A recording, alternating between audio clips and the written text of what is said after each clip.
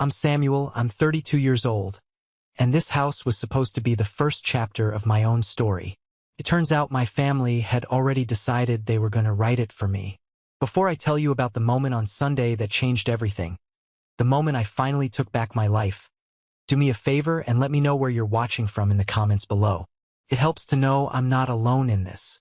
The first thing I noticed was the car. A familiar, 10-year-old sedan. Its paint faded in the same spots I'd memorized since high school, parked right in my new driveway as if it belonged there. My heart did a painful lurch in my chest, a sudden, violent thud against my ribs. I had owned this house for exactly 3 weeks, and in those 3 weeks of quiet, blissful solitude, I hadn't told a single soul in my family. Not my mother, not my father, and certainly not my older brother, Leo. This place wasn't just a secret. It was my sanctuary. I killed the engine and just sat there, the sudden silence of my car amplifying the frantic pounding in my ears. A wave of denial washed over me. It's fine. They were just in the neighborhood. It's a coincidence. But I knew better. In the complex, unspoken language of my family, there were no coincidences. There were only calculated moves, strategic advances into my territory.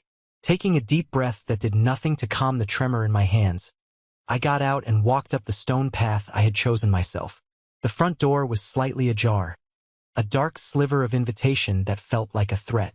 A cold, heavy knot formed in the pit of my stomach. This was a violation.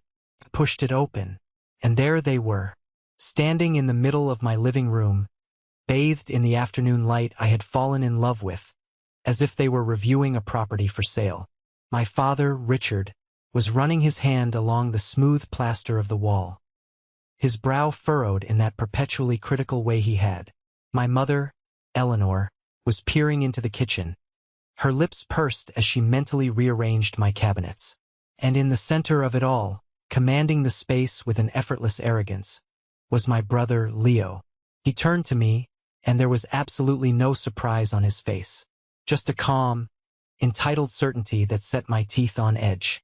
He smiled, a lazy, charming smile that had disarmed teachers, girlfriends, and loan officers his entire life. "Hey, Sammy," he said, his voice as smooth as polished marble. He gestured around the room, a king surveying his new domain. "Not bad. A little plain, but it's got good bones." My mother glided over, her movements practiced and graceful, placing a cool hand on my arm. "Samuel, dear, why didn't you tell us? It's a lovely place. A bit big for just one person, though, don't you think?" Her words were light, but the meaning was heavy. I finally found my voice, but it came out tight, strained. "What are you all doing here?" Leo chuckled, a sound that grated on my nerves. He was already walking towards the hallway, peering into the spare bedroom I had planned to use as a home office. He nodded to himself, a small, decisive gesture. "This works," he said, more to himself than to me. He then turned, his gaze locking with mine, and delivered the line that would detonate the next week of my life. "This works for me. I'll move in this weekend." There was no question in his tone, no hint of a request. It was a royal decree, a decision made about my life in my house without my consent. I just stood there, my car keys digging so deep into my palm I could feel the sharp edges threatening to break the skin. I stayed silent, but that silence wasn't agreement. It wasn't weakness. It was the deep, cold intake of breath before the storm. Before I tell you what happened on that fateful Sunday, I need you to understand why a locked door could mean more than just security. For me, it meant a lifetime. To understand that Sunday, you have to understand my brother, Leo. Leo wasn't just my older brother. He was the sun around which our family planet obediently orbited. From the moment he was born, my mother, Eleanor, declared him special. "He was sensitive," she'd say, her voice hushed with reverence. "He's an artist. He just feels things more deeply than the rest of us." In reality, this meant Leo was a delicate instrument, and it was the rest of our jobs to be his tireless, uncredited roadies, making sure his world never had any sharp edges. I remember being 8 years old and pouring my soul into a model of the solar system for the school science fair. It was my masterpiece. I'd spent a month on it, using marbles for the planets, painstakingly painting them with my dad's model car paint until they shimmered under my desk lamp. Saturn's rings were made from a carefully cut piece of a plastic lid. It was perfect. The night before it was due, Leo, who was 13 and in his brooding poet phase, decided he needed my desk to sketch. I told him no, that my project was there and I couldn't move it. He got angry. His face clouded over, and that familiar sense of entitlement flared in his eyes. There was a shove, a brief, clumsy struggle, and then the sickening crash of balsa wood and shattering glass.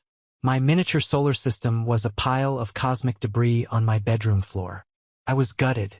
Tears streamed down my face.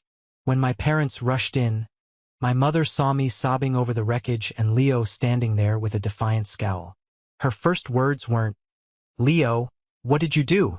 They were, "Samuel, why on earth did you upset your brother? You know how he gets when he's trying to be creative." Leo mumbled something about me being selfish with the desk, and that was it. The official family narrative was written in that moment. I was the difficult one, the rigid one, the one who didn't understand the needs of a burgeoning genius. My father just stood in the doorway, a silent, disapproving statue. His silence was a language I learned to speak fluently before I even hit double digits. It meant it's just easier this way. I ended up getting a C on the project, my teacher looking at me with disappointment. Leo got a new, expensive set of charcoal pencils the next weekend to soothe his frayed artistic nerves. That was the blueprint for our childhood. If Leo failed a test, the teacher was a Philistine. If he got into a fight, the other kid was a bully who didn't understand him. I, on the other hand, was the responsible one, the strong one, the one who didn't need anything. My straight A's were met with a distracted, "That's nice, dear." My struggles were met with a dismissive, "You'll figure it out, Samuel. You always do." I learned to stop asking for help, then to stop asking for anything at all. I learned to build my life in the shadows cast by my golden boy brother, a place where the sun never quite reached. My Aunt Carol, my mom's sister, would visit and pinch my cheek, her voice dripping with syrupy sweetness. "You're such a good boy, Samuel. Always looking out for your big brother." Even then, I knew it wasn't a compliment. It was a life sentence. The small, corrosive injustices of childhood eventually hardened into life-altering sacrifices in my teenage years. The first event that truly fractured my world happened when I was 17. Leo, then 22, had come home for the weekend from one of the many colleges he'd attended and dropped out of. He borrowed my dad's car to go to a party. He came back long after midnight, reeking of cheap beer. The front bumper of the sedan crumpled like a discarded piece of tinfoil. He'd sideswiped a neighbor's parked car and just driven off. A hit and run. The next morning, the kitchen air was so thick with tension I could barely breathe. My mother was making coffee, her movements jerky, her hands trembling. My father was staring out the window at the damaged car, his jaw muscle twitching. Leo sat at the table, the picture of pathetic remorse, staring at his hands. My mother sat down next to me, her face pale. "Samuel," she began, her voice a soft, desperate plea. "The police were here. Mrs. Gable down the street got the license plate." She took my hand, her skin cold and clammy. "Leo, they could press charges. He could lose his scholarship. He could get a criminal record. His whole future?" She trailed off, letting the unspoken catastrophe hang between us. "It was just a mistake," my father said, finally turning from the window. He wouldn't look at me. His eyes were fixed on the floor. A stupid, youthful mistake. Then came the proposal, the moment that would poison our relationship forever. Since I was a minor, 17, with a squeaky clean record, the consequences for me would be minimal. A fine, they said. Maybe some community service. "It would just be a slap on the wrist for you, Sammy?" Leo chimed in, his voice cracking with a sincerity that was so fake it was insulting. "For me, it could ruin everything. My whole life. They asked me to say I was the one driving, to take the fall for him, to lie to the police, to a judge, to our neighbors." I remember looking from my mother's pleading face to my father's averted gaze. begging him with my eyes to be a father, to put a stop to this insanity, to say this was wrong. He just shook his head slightly, a gesture of helpless defeat. My mother's grip on my hand tightened until it hurt. For the family, Samuel. We have to protect the family. I did it.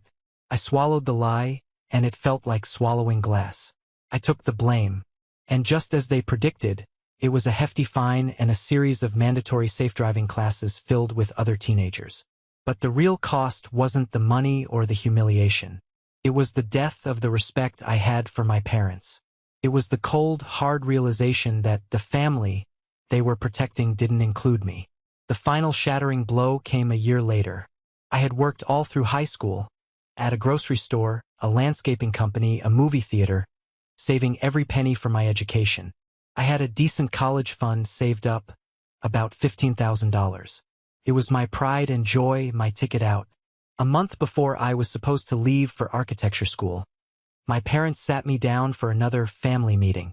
Leo, now a two-time college dropout, had an incredible business idea, a revolutionary new coffee shop that would also be an art gallery. He just needed some seed money. They asked to borrow my entire college fund. They swore up and down it was a solid investment, that I'd get it all back with interest before my second semester tuition was due. "This is his big chance, Samuel," my mother said, her eyes shining with a desperate, misplaced faith. "This could be the thing that finally sets him on the right path. He has a vision." I knew, with the certainty of a condemned man, that I would never see that money again. But how do you say no? I was 17. They were my parents. The pressure was immense. I remember trying to protest, my voice small. "But that's for my tuition." My mother's face immediately crumpled. "Oh, Samuel, don't you want to see your brother succeed? After all we've done." I gave them the money. The coffee shop, predictably, went bankrupt in 6 months, leaving a trail of unpaid bills and angry vendors. The loan was never mentioned again. I took out student loans. I worked 2, sometimes 3 jobs through all 4 years of architecture school. I ate more ramen noodles and cheap pasta than any human should. I graduated with honors and a mountain of debt. My debt, my responsibility. As always, college wasn't just an education. It was my liberation. For the first time in my life, I was just Samuel, not Leo's little brother. I was the guy who was always in the design studio, the one who could solve a complex structural problem at 3 a.m. I thrived on the anonymity and the pure, unadulterated meritocracy. My success depended only on my own hard work, and I discovered I loved that feeling. After graduation, I landed a junior position at a small but respected architecture firm in a city 3 hours away from my hometown. It was a deliberate choice. I needed the distance. I kept my head down and worked. While my friends were going out and traveling, I was in the office on weekends, taking on extra projects, learning everything I could. While they were taking vacations, I was studying for my grueling licensing exams. My life was a quiet, disciplined, solitary climb. I methodically paid off my student loans, and each payment felt like buying back a small piece of my own life. I moved from a tiny apartment with a leaky faucet to a slightly less tiny one with a window that got morning sun. I never asked my family for a single dime. Our relationship settled into a comfortable, if hollow, distance, maintained by short, superficial phone calls and obligatory appearances at Thanksgiving and Christmas. They never asked about the specifics of my work.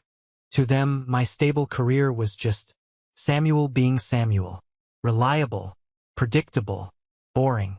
Meanwhile, Leo's life was a constant, chaotic whirlwind of failed startups, new passions, and dramatic crises, each one meticulously funded and managed by my parents.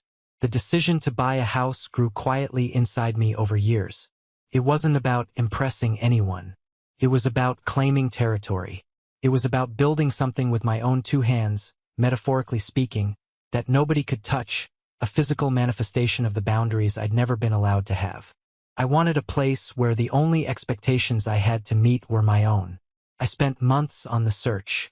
I met with a real estate agent, Maria, a sharp, no-nonsense woman who seemed to understand what I was looking for, without me having to explain the deep-seated psychological need behind it. I told her I wanted quiet, privacy, and good bones. When she showed me this place, a modest two-bedroom bungalow on a tree-lined street with a big, slightly overgrown backyard for my dog, Max, I knew instantly. Felt solid. Felt peaceful. Felt like mine. The mortgage process was a bureaucratic nightmare. A mountain of paperwork and proof, but I climbed it alone.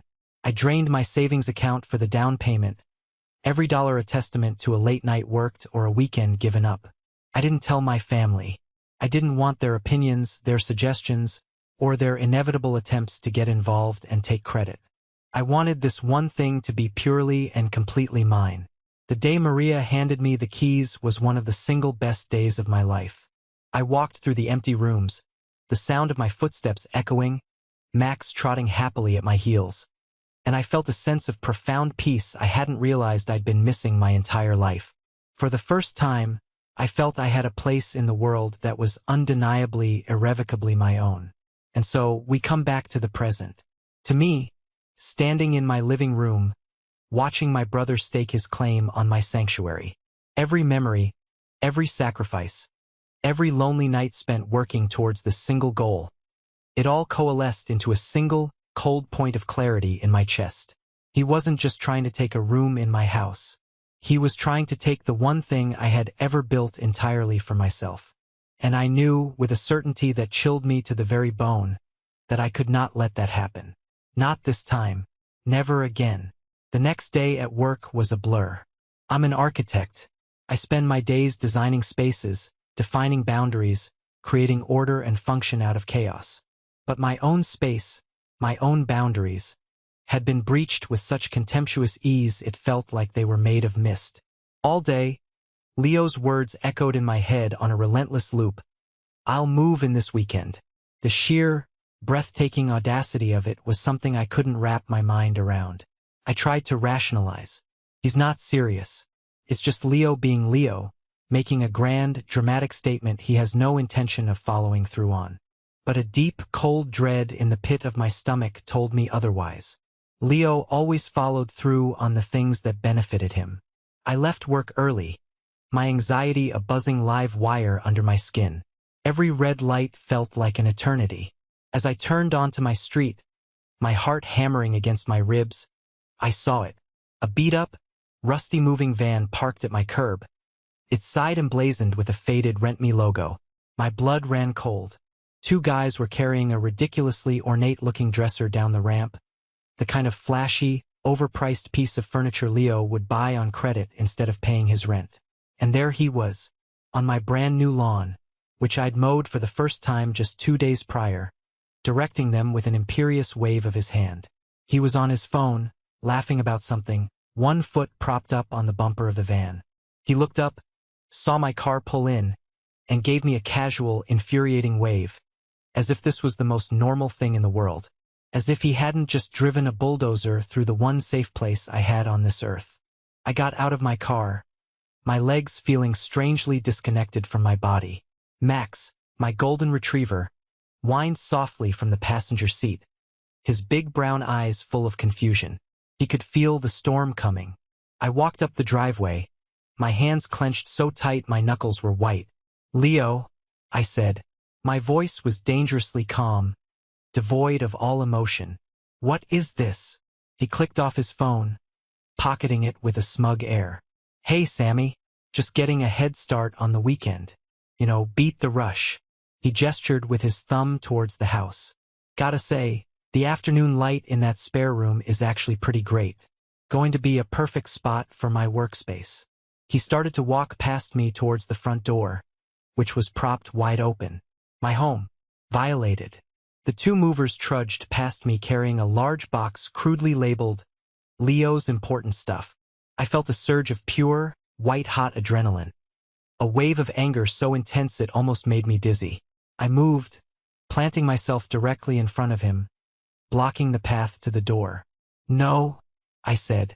The word was quiet, but it was as solid as a block of granite. He stopped, his easy smile faltering for a fraction of a second. No? What do you mean, no? I mean, no, you are not moving in here. This is my house. I bought it. With my money. From my job. You are not living here.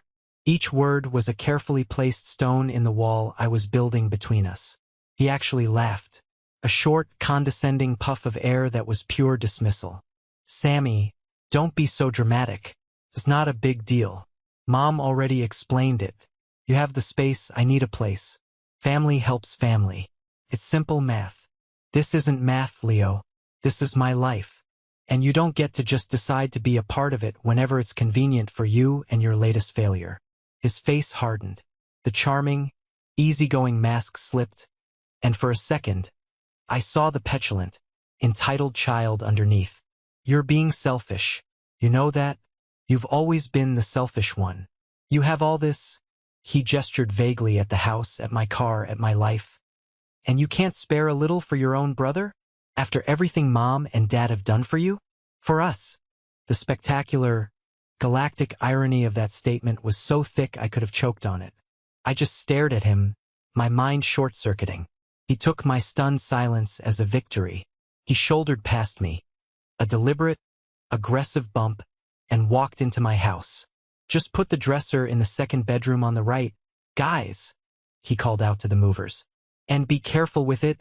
It's Italian. I stood alone on my own driveway, a trespasser at my own front door, and listened as my brother began to rearrange my life. I didn't follow him inside. Couldn't. If I had, I would have either ended up in a screaming match or in jail. I knew from a lifetime of bitter experience that arguing with Leo was a battle I could never win. In my family, the loudest, most emotional person always won. Logic was irrelevant. Facts were inconvenient. And that was never me. Instead, I got back in my car, with Max whining anxiously in the seat next to me, and I drove. I didn't have a destination. I just needed to move, to feel the engine vibrating, to put distance between myself and the hostile takeover happening in my home. I ended up in the nearly empty parking lot of a public park a few miles away. I pulled into a space facing a small lake, cut the engine, and rested my forehead against the cool plastic of the steering wheel. My whole body was trembling with a rage that had no outlet. It was a poison with no antidote. After a few minutes of just breathing in and out, trying to get my heart rate back to something resembling normal, I did the only sane thing I could think to do. I called David. David has been my best friend since kindergarten. We built forts in his backyard, we survived the social jungle of high school together, and he was the one who talked me through the worst, most desperate nights in college when the weight of my student loans and my 2 jobs felt like it was going to physically crush me. Now, he was a lawyer. A damn good one, specializing in contract and property law. He picked up on the second ring. Hey man, what's up? You sound terrible. He knew my voice that well. I opened my mouth, but what came out was a strangled, pathetic noise. Samuel? You there? You okay? His voice sharpened with concern. I took a shaky breath. He's moving in, Dave. Leo. He's at my house right now with a damn moving van. He's moving his stuff into my house as we speak. There was a moment of profound, stunned silence on the other end of the line. Then, are you kidding me? Please tell me you're kidding. Did you agree to this? No, of course not. I came home from work and he was just there, acting like he owned the place. He said Mom told him it was fine. He said, and I quote, "Family helps family." I heard David let out a long, slow, frustrated breath. It was the sound of him shifting from concerned friend mode into methodical lawyer mode. Okay, Samuel, listen to me, and listen very carefully. This is not a family squabble anymore. This is a legal issue. Is your name the only one on the deed to that house? The only name on the mortgage? Yes, 100%. Of course. Did you, at any point, verbally or in writing, invite him to live there, even temporarily? No. I explicitly told him he couldn't just now. Good, David said, his voice firm and clear, cutting through my panic. Then he is trespassing. Legally, right now, he is an unwanted guest on your private property. Your silence, your walking away from the confrontation. They will interpret that as permission. You need to be unequivocal. Do not let him establish residency. Not for one night. That complicates things. What do I do, Dave? If I go back there, it's just going to be a huge fight. My mom will get involved. My dad will just stand there and look disappointed in me. It's the same old playbook. I know, he said, his voice softening with a sympathy that almost made me break down. I know what they're like. I've been watching them do this to you for 25 years. But you have rights here, man. Real legal rights. First thing tomorrow morning, you're calling a locksmith. You're changing every single lock on that house. Front door, back door, garage, everything. Second, his property. He moved it in without your permission. You have the right to have it removed. He paused, letting his words sink in. Look, I know this is hard. This goes against every fiber of your being, everything they've trained you to be. They've conditioned you to absorb, to give in, to be the shock absorber for Leo's chaotic life. But that house, Samuel, that house is your line in the sand. If you let them take this from you, they will never, ever stop. You will be funding and housing your delinquent brother for the rest of his life. He was right. Every single word hit me like a physical blow, because it was the unvarnished, brutal truth. This wasn't just about a spare room. This was about the next 40 years of my life. The conversation with David was like a splash of ice water to the face. It washed away the emotional fog of anger and helplessness and left behind a cold, hard, crystalline clarity. It was time to stop being the family shock absorber. It was time to draw the line. In concrete. Just as I was steeling my resolve, my phone buzzed with an incoming call. The screen displayed a name I recognized with a familiar sense of dread. Aunt Carol, my mother's younger sister. She was the family's designated peacekeeper, which was a polite euphemism for her role as my mother's chief lieutenant in all matters of emotional manipulation and guilt-tripping. My thumb hovered over the decline button. I knew talking to her would be like willingly drinking poison, but I also knew that ignoring her would just lead to more calls, and then frantic calls from my mother asking why I was being so rude to my aunt. It was a trap, and the only way out was through. I swiped to answer. Samuel, honey, it's your Aunt Carol. Her voice was like warm honey, thick and sweet and designed to suffocate you. Your mother called me. She's so worried about you, dear. She said you were a little unwelcoming to poor Leo today. Aunt Carol? I said, my voice as flat and uninviting as a concrete slab. He hired a moving van and started moving into my house without asking my permission. Oh, I know, dear, and maybe his methods were a little clumsy, a bit overeager, but his heart is in the right place. You know how much he looks up to you, how proud he is of your success. And he's just going through such a tough time right now. Another one of his brilliant business ideas fell through, the poor thing. He just needs a soft place to land for a little while. Your mother thought, well, we all thought you'd be happy to help. It's what families do, after all. Every word was a carefully crafted, poison-tipped dart of guilt. The poor thing. The soft place to land. The unsubtle implication that I was the cold, heartless one for not immediately laying down my life as a doormat. This was twist number one for me, though it felt less like a twist and more like a confirmation of a grim reality. My aunt wasn't a neutral party trying to broker peace. She was an active, willing participant in this toxic family machine. I have to go, Aunt Carol, I said, and hung up before she could unleash another volley. My hands were shaking. I needed to know how this all started. How did they even find me? I had been so meticulously careful. I scrolled through my contacts and my finger paused over one name. Mark, my cousin, Aunt Carol's son. He was a few years younger than me, and we'd always gotten along reasonably well. He was the only one in the entire extended family to whom I had casually mentioned my house search months ago. I'd never given him the address, but he knew the general area I was looking in. With a sinking feeling, I called him. He sounded nervous the moment he heard my voice. Hey, Samuel. Man, what's up? Mark, I need you to be honest with me, right now. Did you tell my parents where I live? There was a long, damning pause.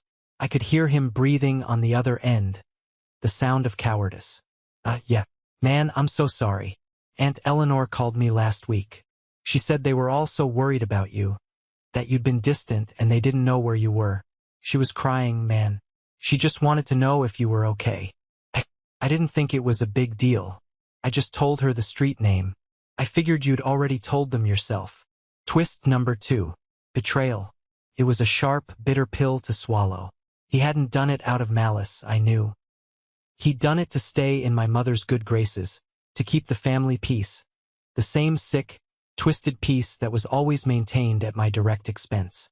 It was a big deal, Mark, I said quietly, the words feeling heavy and final. I ended the call. That was it. That was the final push I needed. The conversation with David gave me the legal logic, but the calls with my aunt and cousin gave me the emotional fuel. They had all conspired, in their own weak and manipulative ways, to corner me. They had left me with no allies, no room to maneuver. And in doing so, they had made my decision for me. I put the car in drive and headed back towards my house. Not to argue, not to negotiate, but to plan. The storm was coming, and for the first time in my entire life, I was going to be the one holding the lightning. I didn't go home right away. Couldn't.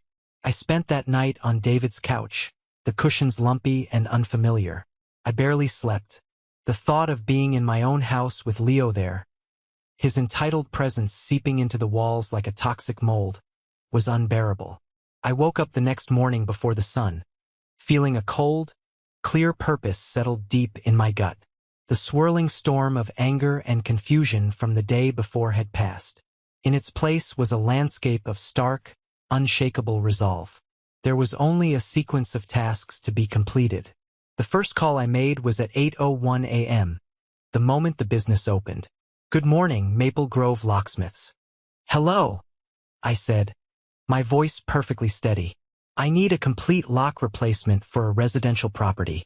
Front door, back door, and the door leading into the garage. When is your earliest availability?"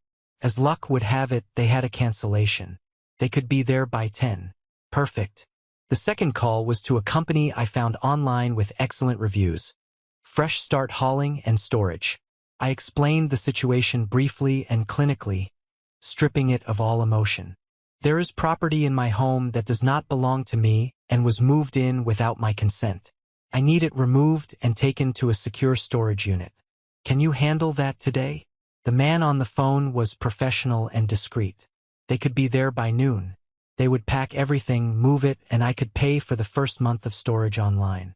The key to the unit would be mailed to my brother at my parents' address. It was a small concession to civility in an otherwise brutal act. Also perfect. I arrived at my house at 9:45 a.m. Leo's car was gone. He was probably out for a run or holding court at some coffee shop, blissfully unaware of the tectonic shift that was about to occur. The house was quiet, but it felt deeply wrong. A ridiculously expensive leather jacket of his was slung over one of my simple dining chairs. A stack of his pretentious magazines was on my clean, minimalist coffee table. It was a quiet occupation, subtle but pervasive, and it had to be eradicated. The locksmith, a quiet, efficient man with tattooed knuckles, arrived exactly on time. He didn't ask any questions, just got to work. I stood by and watched him methodically dismantle the old locks, the ones my family had already violated. The high-pitched whine of his drill was the most satisfying sound I had ever heard. With each old lock that clattered into his metal tray, I felt a physical weight lifting off my shoulders. When he was done, he handed me a set of 2 brand-new, gleaming keys. They felt heavy and powerful in my hand. They weren't just pieces of metal. They were a statement, a declaration of sovereignty. At noon sharp, the hauling company arrived. 2 strong, stoic guys with a big, empty truck. I walked them through the house, pointing. "Everything in the spare bedroom," I said. "That Italian dresser, those boxes, the jacket on that chair, the magazines on the table. Anything that you didn't see in this house 2 days ago." They worked with an impersonal efficiency that I was grateful for. There was no malice in it, no anger. It was a sterile, necessary procedure, like a surgeon removing a tumor. I watched as they carried out the flashy dresser, the boxes of clothes, the small monuments to my brother's boundless entitlement. And with each item that crossed the threshold and left my house, The air inside grew lighter, cleaner. The space started to feel like mine again. When they finally drove away, leaving a receipt for the storage unit in my hand, I walked through the now silent house. It was empty of him. I moved my dining chair back to its rightful place. I wiped down the coffee table. I swept the floor where his boxes had been. It was my house again. I had taken it back. The physical boundary was reestablished. Now all that was left was to defend it. With the house secured and purged, I had a few hours before I expected Leo to return and discover he was locked out. My mind was racing, but I felt a strange sense of profound calm. The adrenaline from the morning's decisive actions had faded, leaving behind a quiet, unshakable resolve.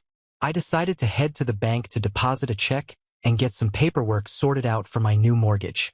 I needed to focus on something normal, something mundane, to ground myself. The bank was quiet, with the gentle hum of computers and the soft murmur of conversations. As I stood in line, I heard a familiar, chirpy voice. "Samuel? Oh my goodness, is that you?"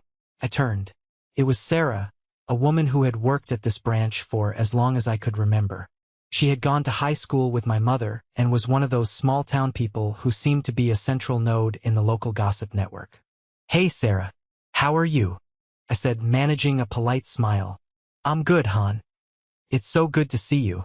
I heard through the grapevine you bought a place over on Elm Street. Congratulations. That's wonderful news," she said, her voice genuinely warm. "Thanks," I said, a little surprised the news had traveled that far and that fast already. She leaned in a little closer, lowering her voice conspiratorially. "Well, I'm just so glad one of the kids is doing well. I see your parents in here from time to time, and oh, they just look so stressed out. Your father especially. All that trouble with Leo's business. It's just such a shame." A little alarm bell went off in the back of my head. Trouble? I just heard his coffee shop idea didn't really pan out. Sarah's eyes widened a bit, and she put a hand to her mouth as if she realized she'd said too much. "Oh, well, just the usual stuff. It's so hard starting a business these days." But her hesitation, the quick glance around the bank, spoke volumes. It wasn't the usual stuff. There was something more. It must have been a significant loss for them to be that stressed. I prodded gently, keeping my tone casual. She bit her lip, looking around again. "Well, I really shouldn't say, but between you and me, they had to take out a second mortgage on their house a few months back. A big one. I just hope they can keep up with the payments." She patted my arm sympathetically. "Anyway, it's none of my business. I'm just so glad to see you thriving. You take care now." She bustled away to her teller window, leaving me standing there, my mind reeling. A second mortgage. A big one. Suddenly, the disparate pieces started clicking into place, forming a picture that was far uglier and more desperate than I had ever imagined. Their frantic push to install Leo in my house wasn't just about their usual pattern of entitlement and favoritism. It was about something much, much bigger. That casual, gossipy remark from Sarah was the stray thread that, when pulled, would unravel everything. I didn't know the full story yet, but I knew with chilling certainty that my family's invasion of my home wasn't just an act of arrogance. It was an act of sheer desperation, and that made them far more dangerous. The rest of the week was defined by a silence that was both eerie and ominous. I had braced myself for a barrage of angry calls from Leo the moment he found the locks changed, but my phone remained quiet. There were no furious texts, no sputtering voicemails. This wasn't like him. Leo thrived on drama and immediate, explosive confrontation. This silence was tactical. It was the quiet of an army regrouping, planning a more coordinated, full-scale assault. I knew they were waiting for Sunday. Sunday arrived gray and overcast, the sky a heavy, bruised blanket that mirrored the anxious anticipation in my chest. I spent the morning cleaning, organizing, making my space feel even more like my own. Every polished surface, every straightened picture frame, every neatly folded towel was a small act of defiance. My dog, Max, stayed glued to my side, his warm presence a comforting anchor in the tense stillness. He knew something was coming. Just before noon, it began. The familiar sedan pulled into the driveway, its tires crunching on the gravel with an assertive sound. But this time, another car, a newer, shinier SUV, pulled in right behind it. My Aunt Carol's car. They were bringing reinforcements. A war council. I watched from the living room window as they all got out. My mother, my father, Leo, and Aunt Carol. They walked up to the front door not as a family visiting, but as a delegation arriving to negotiate a surrender. My surrender. I heard the distinct sound of a key scratching uselessly against the new, unfamiliar lock. A pause. Another, more forceful try. Then, Leo's voice, sharp and laced with frustration. He changed the damn locks. What? My mother's shriek was so shrill I could hear it clearly through the thick, solid wood of the door. Then came the knocking. First, a polite, hesitant rap from my father. Then, a more insistent, rhythmic pounding from Leo. Finally, my mother found the doorbell and began pressing it over and over and over again. A frantic, piercing sound designed to unnerve me, to force me out. I let them wait. I stood in my hallway, counting to 60 twice. I let the silence be my first response. I needed them to understand, from the very beginning, that the rules of engagement had fundamentally changed. I was no longer playing on their field by their rules. This was my home, my territory, my terms. Finally, I walked to the door, took a deep, centering breath, and opened it. They all stood there on my porch, a gallery of outraged and disbelieving faces. "What is the meaning of this, Samuel?" my mother demanded immediately, her voice trembling with indignation as she tried to push past me into the entryway. I held my ground and didn't move an inch. "We need to talk," I said, my voice quiet but firm. "You can come in, but we are going to have a civil conversation. In the living room, like adults." The sheer, unadulterated novelty of that concept seemed to stun them into a momentary compliance. They filed in, their body language stiff and hostile. They arranged themselves on my couch, a united front of familial judgment. My father, predictably, took the armchair in the corner, already receding into the wallpaper, a ghost at his own son's execution. My mother began. It was a well-rehearsed, tear-filled monologue. It was about family, about duty, about all the sacrifices they had made for me. A list I found shockingly short and inaccurate. It was about how I had become cold, ungrateful, and selfish. Aunt Carol chimed in with her syrupy, poisonous phrases about the importance of forgiveness and my sacred responsibility to help my less fortunate brother in his time of need. "Family is all we have, Samuel," she cooed, a statement that felt more like a threat than a comfort. Leo sat there between them, a smug, martyred look on his face, playing the part of the wronged victim to perfection. "I just can't believe you do this, Sammy," he said, shaking his head slowly, his voice thick with fake hurt. "Throw my stuff out on the street. Treat me like some kind of criminal. After everything I'm going through." They genuinely thought this was an intervention, a moment to correct my aberrant behavior, to shame me back into my designated box. They had absolutely no idea that the person they were talking to was not the same person they had raised. The boy who took the blame and gave away his future was gone. In his place stood a man who had finally found his spine. I let them finish. I let all the accusations, all the guilt, all the manipulation hang in the air, filling the room with their toxic energy. And when they were finally done, when all their ammunition was spent and they looked at me expectantly, I didn't raise my voice. I didn't argue. I didn't defend myself. I just looked at them one by one, letting the silence build. I let that silence stretch, coiling it tighter and tighter in the room until it became uncomfortable. My mother shifted on the couch, her hands twisting a handkerchief. My aunt cleared her throat, her placid smile looking strained. Leo's smug expression began to waver, replaced by a flicker of uncertainty. Then I spoke. My voice was quiet, but it was so full of cold, hard clarity that it cut through the tension like a surgeon's scalpel. "You're done? Good. Because you're right, we do need to talk. But we're not going to talk about my supposed responsibilities. We're going to talk about the truth."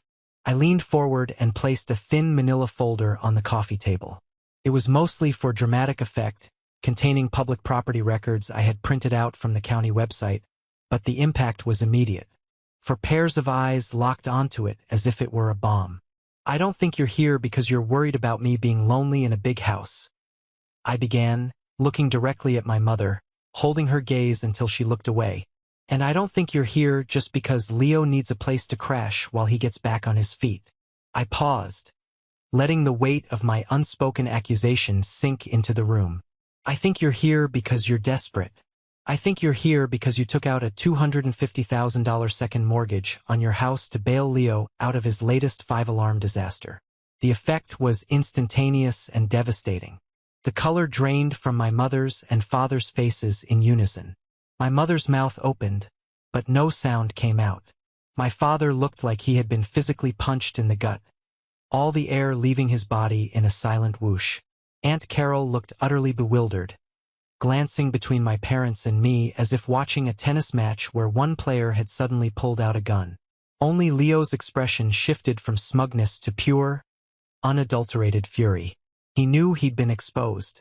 "I think," I continued, my voice gaining strength with every word of truth, "that Leo's so-called business didn't just fail. I think it failed spectacularly. And I think the creditors are calling. And I think you're about to lose your house. The house I grew up in. The home you systematically sacrificed for your golden boy." There was a dead, suffocating silence. The truth was out, ugly and undeniable, sitting in the center of my living room like an unexploded bomb. "So this whole plan," I said, gesturing from Leo to the walls of my house. "This whole ambush wasn't about family helping family. It was a desperate, pathetic Hail Mary. You were going to move Leo in here, establish him as a resident, and then apply relentless emotional pressure on me until I either let you all live here or co-signed a loan to save your house. You were going to try and attach my salary, my credit, my future to your sinking ship." "That's not true," my mother finally whispered, but her voice held no conviction. It was the weak, reflexive protest of a cornered animal. Right at that exact moment, as if choreographed by a divine force of cosmic justice, the doorbell rang. The sound made everyone jump. I stood up, feeling a strange sense of calm. "Excuse me, I have a guest." I walked to the door and opened it. Standing on my porch was Mr. Harrison, the CEO of my firm. He was an imposing, impeccably dressed man in his 60s, exuding an aura of quiet power and success. I had invited him over on the pretext of showing him some preliminary designs for a major project at my home office. He had no idea he was walking into a family implosion, but his timing was perfect. "Mr. Harrison, please, come in," I said, my voice now full of professional warmth and confidence. He stepped inside, his sharp eyes briefly taking in the tense, bizarre tableau on my couch before focusing on me. "Samuel, good to see you. I hope I'm not interrupting anything." "Not at all, sir," I said, leading him further into the room. I turned to my stunned, silent family. "Everyone, I'd like you to meet my boss, Mr. Harrison. He's the CEO of Harrison Architectural Group." I then turned back to him. "Sir, this is my family. My mother, Eleanor, my father, Richard, my Aunt Carol, and my brother Leo." Mr. Harrison gave them a polite, firm nod. "A pleasure." He then looked back at me, a warm, genuine smile on his face. "Samuel was just telling me on Friday about the board's enthusiasm for his work. We're discussing the potential for his early promotion to lead architect on the new coastal resort project. He's one of our brightest young talents, and we expect big things from him. The validation, the public acknowledgement of my success, my worth, from this powerful, objective man in front of my family, was the final, devastating blow. It shattered every false narrative they had ever constructed about me. I wasn't the reliable, boring backup plan. I wasn't the family ATM. I was a successful professional, respected by people who mattered, living a life I had built entirely on my own, in spite of them. The air went out of them. Their attack, their entitlement, their whole warped worldview, collapsed in on itself in that single, excruciating, silent moment. They had come to my house to put me back in my place. Instead, they had been forced to confront their own catastrophic self-inflicted failure. The checkmate was silent, and it was absolute. Mr. Harrison was an incredibly perceptive man. He could feel the tension in the room, thick and suffocating enough to be a physical presence. After a few more moments of polite but palpably strained small talk about the housing market, he clapped me on the shoulder, a gesture of both support and a clear exit strategy. "Well, Samuel, I can see you have family matters to attend to. Just send the final drafts for the resort over to my office on Monday morning. I look forward to seeing them." "Of course, sir. Thank you again for stopping by," I said, walking him to the door, grateful for his unwitting role in this drama. When I closed the door behind him, the silence he left in his wake was heavier and more profound than anything that had been said all day. I turned back to my family. They looked like statues in a museum exhibit titled Defeat. My mother was staring at her hands in her lap, her face a mask of shocked disbelief. My father was looking at a spot on the floor, his face gray and slack, looking 10 years older than he had an hour ago. Leo was glaring at me, his eyes filled with a helpless, venomous rage. The charming, entitled golden boy had vanished, replaced by a cornered, bitter man. There was nothing left to say. There were no more arguments to be made, no more manipulations to deploy. The truth had been laid bare, and there was no lie big enough to cover it up. Slowly, as if moving through deep water, my father pushed himself up from the armchair. He didn't look at me. He couldn't. He just walked to the door and opened it, holding it for the others like a silent usher. My mother and Aunt Carol followed, their shoulders slumped in a way I had never seen before. They looked small. Leo was the last to stand. He took a single, menacing step towards me, his fists clenched at his sides. For a terrifying second, I thought he might actually try something physical, a final, desperate act of dominance. But he didn't. The fight was gone. He just looked at me, his face twisted with a toxic mix of hatred and something that almost looked like bewilderment, as if he genuinely couldn't comprehend a world in which he didn't get what he wanted. Then, he turned and walked out, slamming the door so hard that a picture on the wall rattled. I stood there in the absolute silence of my living room, listening to their car doors slam, the engines start, and the sound of their tires fade away down the street. There was no feeling of triumph. There was no satisfying rush of victory. There was just a vast, hollow emptiness, a profound sadness for the family I wished I had, and the sober, painful acceptance of the one I actually did. I had won the battle, but it felt like I had lost the war. I had closed a door, and I knew, with an absolute gut-wrenching certainty, that it could never be reopened. CTA. This was the moment that changed everything, the moment I finally took back control of my own life. Thank you for sticking with me to this point. You guys are incredible. If you could, please help me out by liking this video and commenting the number 1 down below, just so I know you've been on this journey with me. It not only helps more people find this story, but it also lets me know that my experiences mean something to someone out there.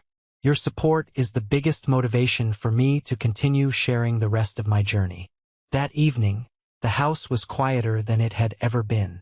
It was a heavy, weighted silence, the kind that follows a massive explosion, when all the dust is settling.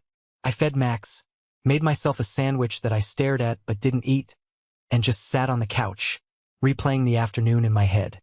Around 9 o'clock, my phone rang. The screen lit up with my mother's name. A part of me wanted to just throw the phone against the wall. Instead, I let it go to voicemail. A minute later, it rang again. I knew she would keep calling, her desperation escalating with each unanswered ring. With a sigh of deep exhaustion, I picked it up. "Samuel?" Her voice was completely different. The sharp, commanding, indignant tone was gone. In its place was a broken, pleading whisper I had never heard before. "Samuel, please. We need to talk." "We did talk, Mom," I said, my voice flat and tired. "No, that wasn't right. What you said, is it really true? About their house?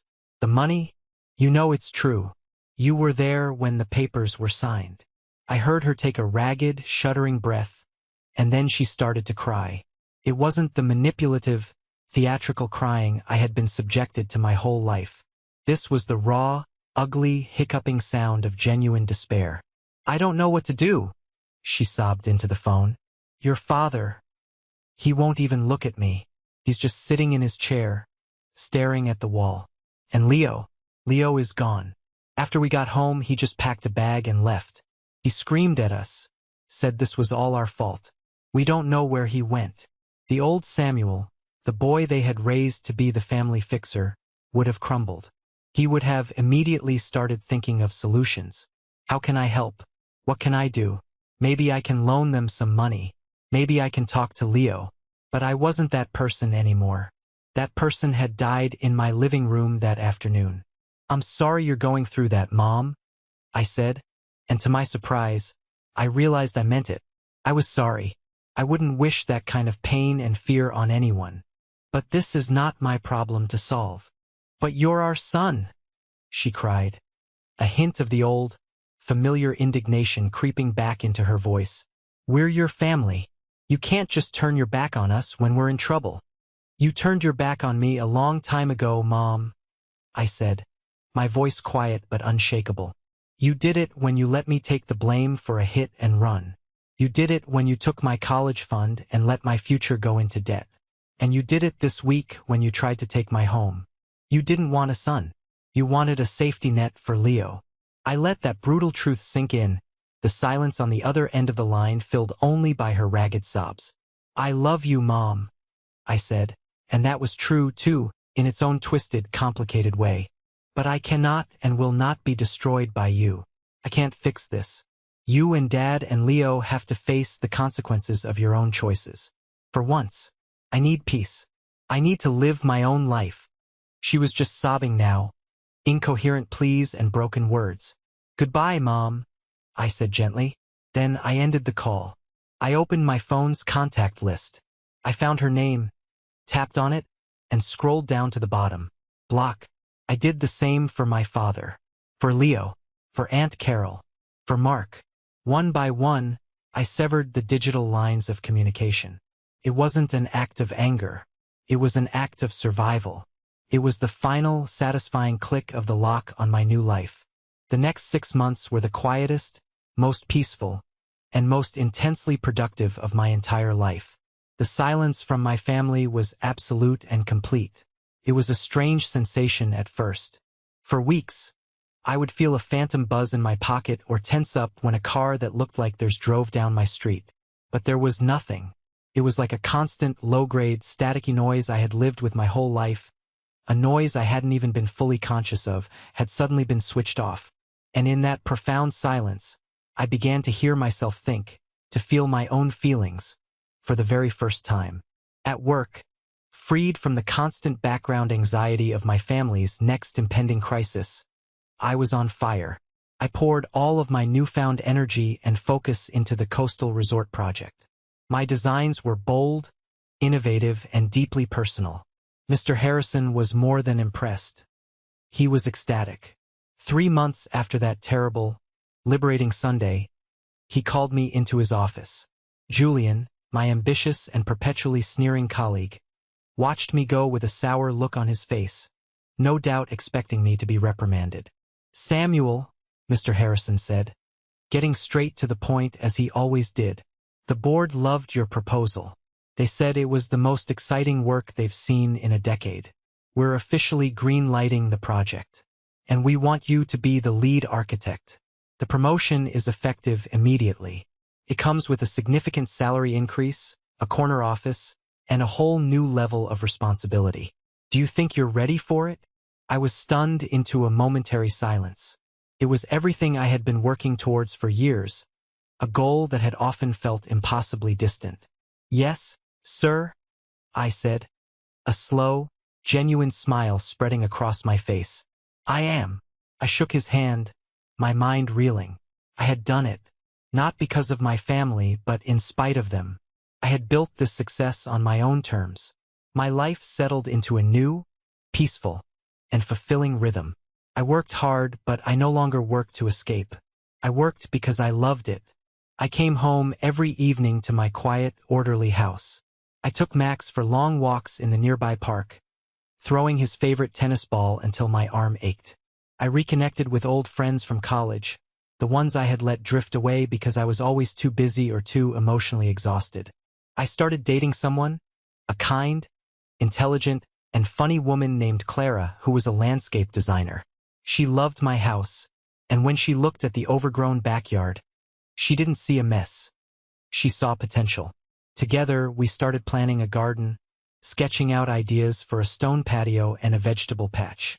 My house slowly stopped being a fortress I had to defend and started to feel like a home I was excited to share.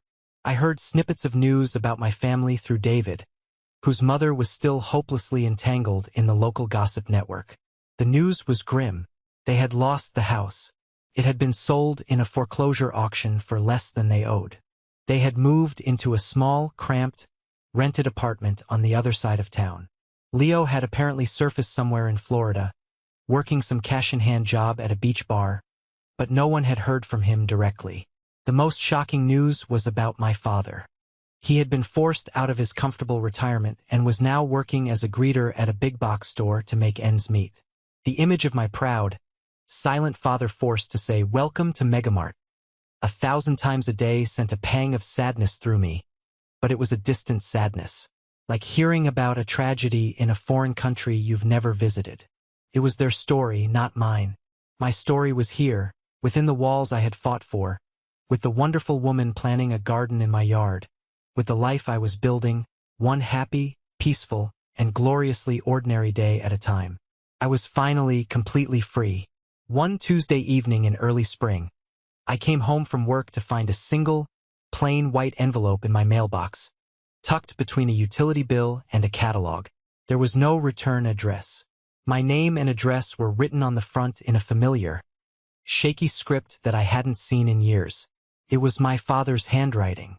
My first visceral instinct was to tear it in half and throw it in the recycling bin. I had built such a peaceful, happy life by cutting them out. Why would I willingly invite the chaos, the guilt, the pain, back in? But curiosity, and perhaps a lingering, buried sliver of something that felt like hope, made me take it inside.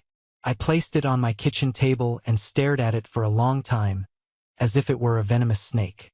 Max came over and nudged my hand with his wet nose, sensing my turmoil. Finally, I took a deep breath, tore it open, and unfolded the 3 pages inside. It wasn't a plea for help, or an angry tirade, or a guilt trip. It was a confession. "Samuel," it began, "I am not writing this to ask for your forgiveness. I know I have no right to it, and I don't deserve it. I am writing because, for the first time in your life, you deserve the whole truth. I have been a coward for 35 years, Samuel, and my cowardice has cost you more than I can ever repay." He went on to explain everything, filling in the dark, ugly gaps in the story. Twist number 3, the final, brutal truth, was so much worse than I had imagined. Leo's coffee shop hadn't just failed because of mismanagement. He had taken on private investors, old friends of our parents, promising them huge returns. He had used that money not for the business but to fund a severe gambling addiction. The $250,000 second mortgage wasn't just to cover business losses. It was to pay off dangerous, violent loan sharks who had threatened to physically hurt Leo. "Your mother has always seen him as a fragile genius who just needed one big break," my father wrote, his handwriting growing more erratic. "But he is not. He is a con man, parasite. He has been manipulating us and you since he was a child. The car accident you took the blame for? He was drunk, Samuel. Not just a beer or two. He was blind drunk. He could have gone to jail for years for a felony DUI. We covered it up. I helped cover it up." The letter was a devastating catalog of a lifetime of lies, of cover-ups, of my parents desperately enabling a son who was, for all intents and purposes, a sociopath. He wrote about how Eleanor's fierce, blind protection of Leo had become a poison in their marriage, a sickness he was too weak to fight. He admitted that he had stood by silently and watched her sacrifice me on the altar of Leo's ego, time and time again. "The day you stood up to all of us in your house was the first time I had seen a man in my family act with true strength and integrity in 30 years. he wrote. I was so ashamed. Not of you. I was bursting with a pride I didn't deserve to feel. I was ashamed of myself. I have enabled this for too long. Your mother and I, we are separated now. We are getting a divorce. I cannot live inside her fantasy world anymore. She still believes Leo is the victim in all of this. But I know the truth. The only victim was you. He ended the letter by saying he didn't expect a reply, that he knew he had lost the right to be my father. He just wanted me to know that someone in my family finally saw me, truly saw me, for who I was. I put the letter down, my hands trembling. It didn't fix anything. It didn't erase the years of pain, neglect, and sacrifice. But it was something. It was an acknowledgement. It was the truth, finally dragged out into the harsh, cleansing light. And in a strange, unexpected way, it set me free from the last bitter kernel of anger I was holding on to. My father wasn't a monster. He was just a weak man who had finally, at the 11th hour, found the courage to speak. It was 30 years too late, but he had found it. It's been a year now since that Sunday. A year since I got the letter. I never responded to my father. I don't know if I ever will. Some fractures run too deep, the breaks too jagged to ever be set right again. But the anger is gone. The bitterness has dissolved. In its place, there is just a quiet, settled peace. My home is my sanctuary. Clara and I have spent the last year transforming it. The backyard is no longer overgrown. It's a beautiful garden with a stone patio where we have dinner on warm evenings. We planted a vegetable patch, and I discovered the simple, profound joy of eating a tomato that you grew yourself. My house is filled with laughter now, with the smell of good food cooking, with the quiet hum of a life well lived. It's no longer a fortress to be defended. It's a home to be cherished. It's a foundation upon which I've built a new life, a new chosen family of friends and loved ones who respect my boundaries not because they have to, but because they respect me. Sometimes, late at night, I think about that 17-year-old boy who gave away his college fund, who took the blame for a crime he didn't commit. I don't feel anger towards him anymore. I just feel a deep, abiding compassion. He did what he had to do to survive in an impossible environment. He learned to be a shock absorber because it was the only way to keep his family from shattering around him. But I've learned the most important lesson of my life. You cannot spend your life absorbing the blows meant for other people. Sooner or later, you will break. Setting a boundary, changing a lock, saying the word no, and meaning it. Those aren't acts of cruelty. They are acts of survival. They are the most profound and necessary acts of self-love. You are not responsible for fixing the people who seem determined to break themselves, especially if they're willing to take you down with them in the process. The door I closed that day wasn't a punishment. It wasn't an ending. It was a beginning. It was the moment I stopped letting my family write my story and finally picked up the pen myself. And the story I'm writing now, it's a good one. It's a peaceful one. Most importantly, it's mine. Thank you for listening to my story. I hope it resonated with you in some way. Have you ever had to draw a hard line with someone you love? Share your story in the comments below.